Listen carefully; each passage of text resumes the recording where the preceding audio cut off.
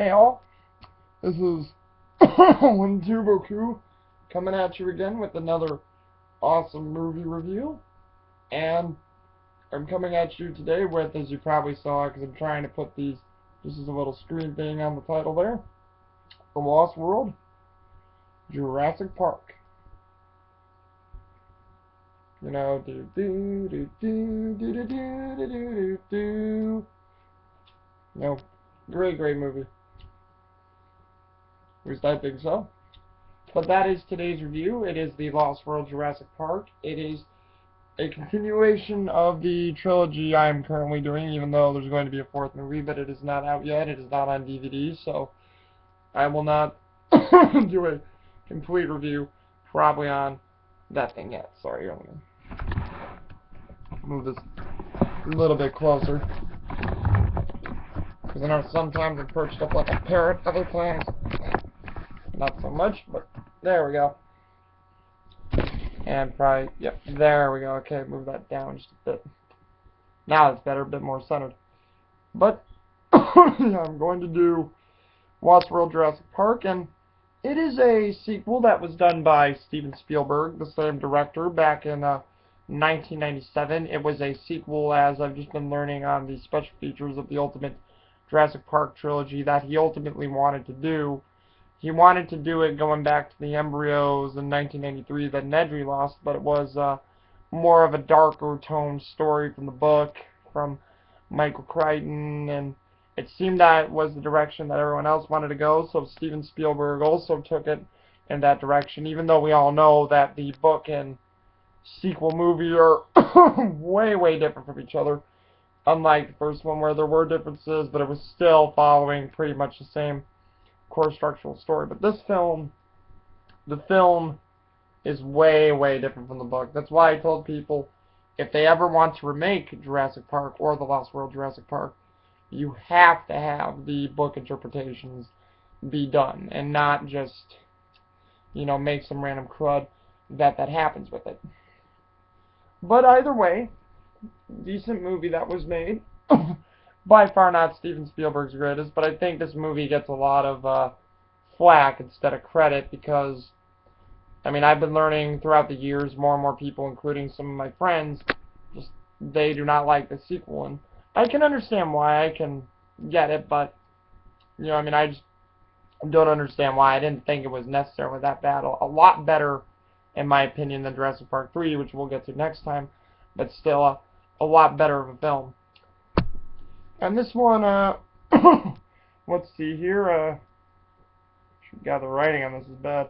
Oh yeah, it stars Jeff Goldblum, who once again is returning as Ian Malcolm, who gets summoned by Richard Attenborough, John Hammond, who is in this movie, who basically tells him there is a second island, a Site B, and he learns that the animals during the hurricane were released, and they matured on their own because the employers abandoned the park. Site B was totally wiped out by the hurricane.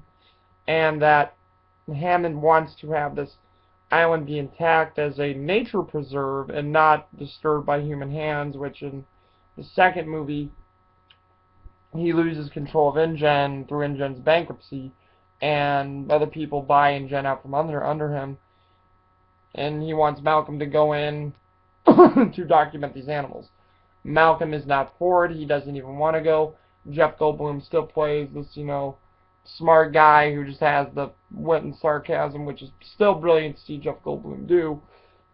But, you know, Malcolm doesn't want to go. He doesn't want to leave. And when he learns that his girlfriend, Sarah Harding, is there, he gets thrown back into going to Site B against his will. But he's doing it to save his girlfriend. That's the only reason he's going to Isla Sorna in the first place.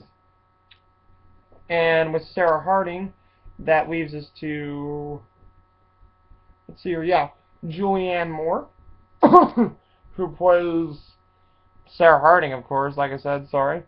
And Sarah Harding is this paleontologist and studier of animals who wants to just not make assumptions about extinct life. She wants to have a complete good record to see how they live in a habitat to help Hammond document these animals and to keep them intact. She's very ambitious and tenacious.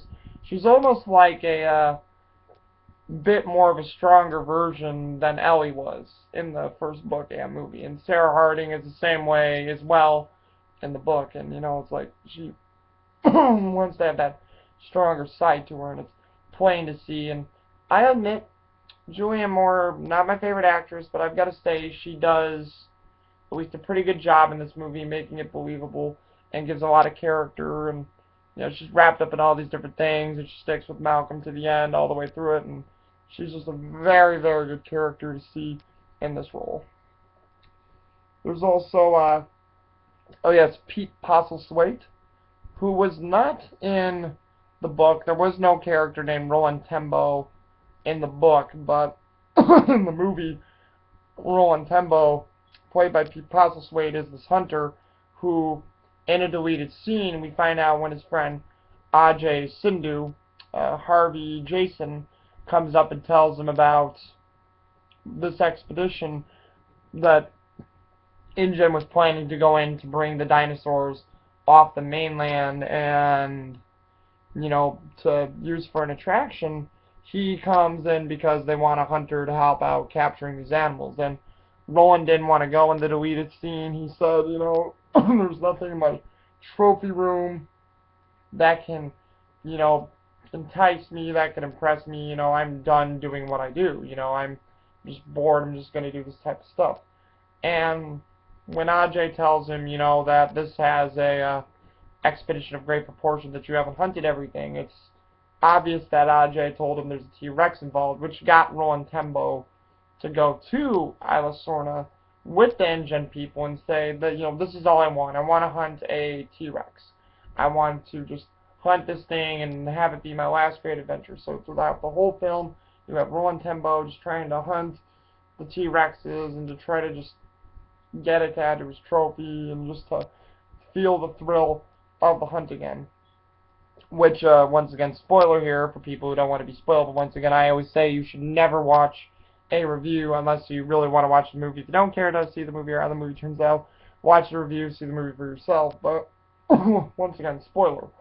Near the end of the film, Roland actually bags a T-Rex, and, you know, he gets it alive because Nick Van Owen, who's a character played by Vince Vaughn, who is a Earth environmentalist, you know, basically removes the shotgun bullets out of Roland's gun, and Roland can't kill the T-Rex, so he tranks it, and the T-Rex falls asleep, and they're bringing it back to the mainland, and Peter Ludlow, who we're about to get here in a minute, played by Arliss Howard, says, you know, there's a job for you at the park, and, you know, Roland turns it down because he at that time is just fed up with the whole hunting and company of death because his friend Ajay actually gets killed while on the island, and he's just, at that point, once he finds out that Ajay's dead, it's like he's done. You know, like he tells Peter Ludlow, walking to the helicopter, he's like, you know, no thank you, I've spent enough time in the company of death, I don't want it anymore. So, you know, Roland has a drastic character change at the end there.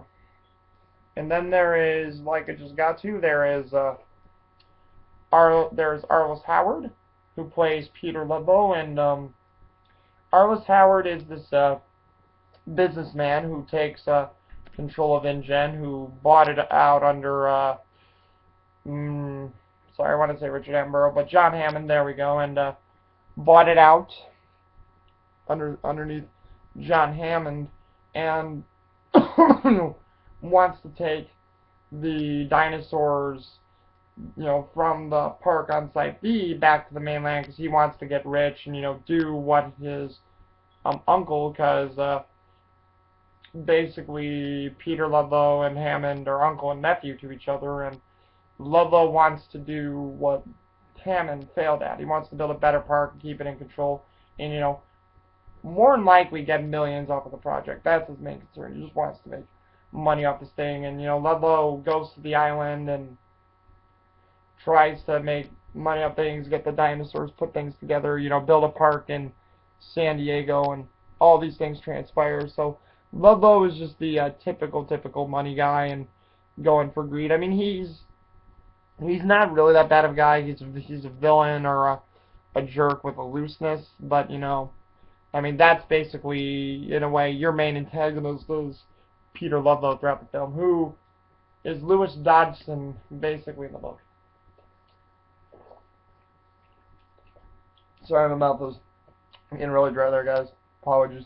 But if you want my opinion on the matter with the character of Ludlow, I think it should have still been Lewis Dodgson from the book. I don't know why they didn't use Lewis Dodgson again, or try to get Cameron Thor to commit to that role, or someone else to at least play Dodgson. But I mean, it would have just been, you know, a cool thing to see. But they went with the whole, you know, nephew of Hammond's and, you know, the Ludlow idea.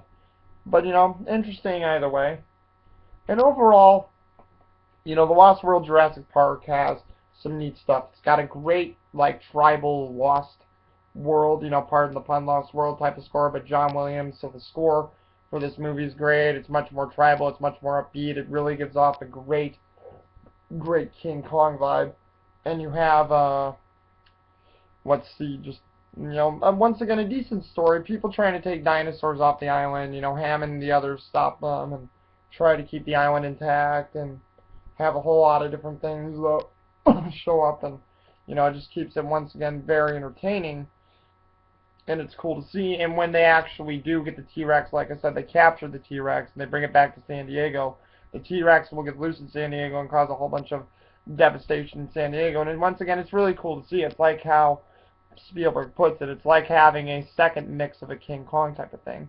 And once again, the blending of CGI and animatronic dinosaurs is actually still very good. You know, I don't think it's as flawless as the first movie, but it's still very good. And, you know, it's hard to tell what is what. And they put in a lot of new other dinosaurs, like we get a pterodactyl at the end for the first time.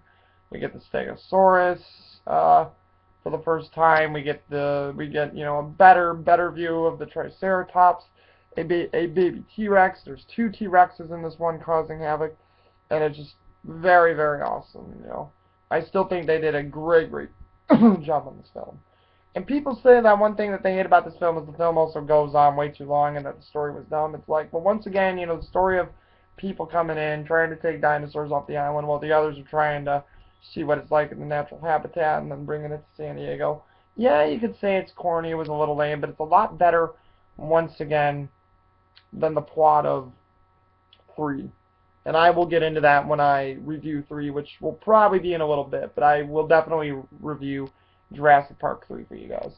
But yeah, you'll see me sort of probably go off on that one, because once again, 2 had a decent story. I don't think it was that bad. People say it was too long, and it's like, at 2 hours and 10 minutes, it's a long movie. Granted, 2 hours and 10 minutes is a long film.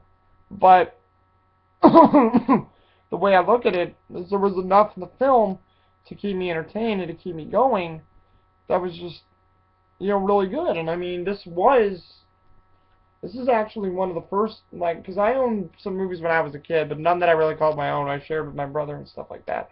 But this is the very, very first film that I practically asked for myself, that my parents didn't get me on a whim. I literally asked for this. I think it was for Christmas, and I got it for Christmas. And as you can see by the cover, I've watched this film so much that, you know, it's like worn and faded. And once again, why I'm not using the Ultimate Trilogy DVDs, because it's pretty much straight up just, you know, a great case, where this one is, you know, the other case is the Jurassic Park video case, this case, and, you know, 3 has much more diversity and personality to it.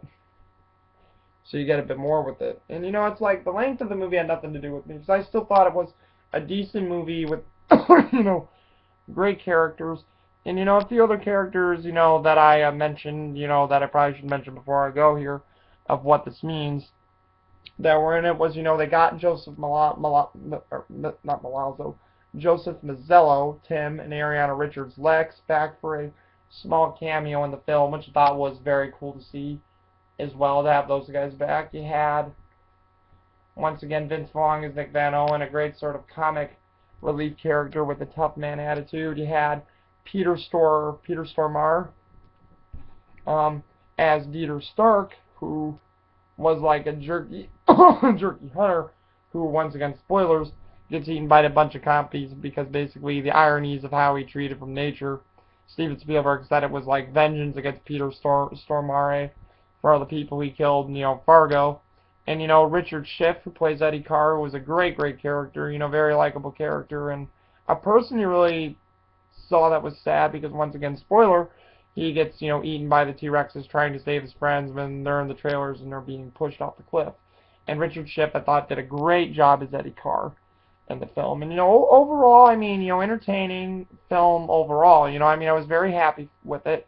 Not as good as the first film, but, once again, overall great film. I didn't think it was that bad. I think it's, it's deserving to be in the Jurassic Park series, or if you want to call it, or sequels, or if you want to call it at this point, trilogy or series, because there's more than 3 films now. Or there's going to be. And it's just one of these things that, have a great vibe to it. It's very awesome to see and just very cool and unique to go through. And, overall, I like it. And I don't give the Lost World Jurassic Park a complete 10 out of 10. I do give it I'll be fair to it. Not really 9 out of 10, but I at least give this film an 8 out of 10. It was entertaining, it was enjoyable, had a lot of good effects, great score, so I give this film an 8 out of 10. So, let me know what you guys think. Do you like The Lost World Jurassic Park? Cool. If you can tell me why you like it as well, just, give me a ring for it. If you want to tell me why, once again, like many of my other friends say, why it was bad, too long, corny story, whatnot, just go ahead and tell me why. I'm open to see what people think about certain films. Because films are a passion for me, and I don't mind seeing it. And basically, guys, until then, this is 012 Boku signing off, and see you next time with another new review.